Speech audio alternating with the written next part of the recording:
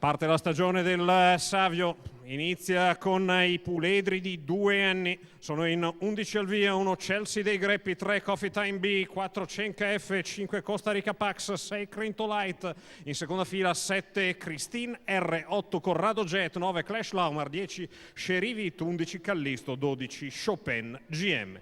Macchina che prende graduale velocità va per lasciare i concorrenti partiti in questo istante. Stacco della macchina con 3 su di una linea. Chelsea dei Greppi difende la posizione interna da Coffee Time B e Cenca F. 3 in linea anche dopo 150 metri di corsa. L'errore, la squalifica coglie Costa Rica Pax, si ritrae Coffee Time B che poi finisce con lo sbagliare. Insiste Cenca F che ottiene il via libera. Il lancio in 15. Si va di fronte col gruppo che si è sgranato sotto l'impulso di Cenca F all'avanguardia, che sullo slancio ha preso un paio di lunghezza in margine a Chelsea dei Greppi, gli altri molto più arretrati. Al completamento del primo quarto di gara in 36 torna sotto Chelsea dei Greppi, va a prendere la scia di Cenca F più da vicino.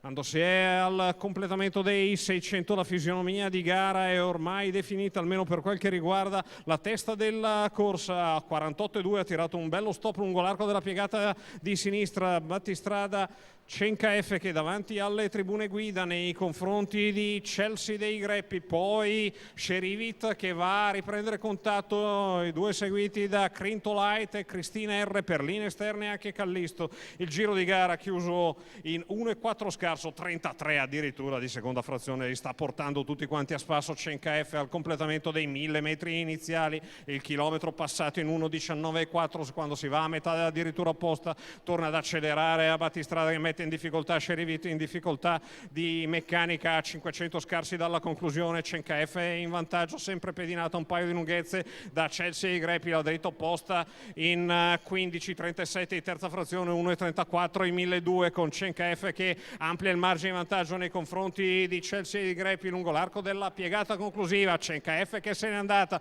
mette lì una piegata finale in 15,5 che basta per fare dispersione, attacca gli ultimi 150 metri di corsa in largo vantaggio nel tratto conclusivo. Cenca F che viene a rifinire in semplicità, mentre Chelsea dei Greppi nei pressi del traguardo è battuta da Callisto per il secondo. Al quarto Clash Laumar, 2,5 doveva essere, 2,4,9 sul mio cronometro il totale di Cenca F.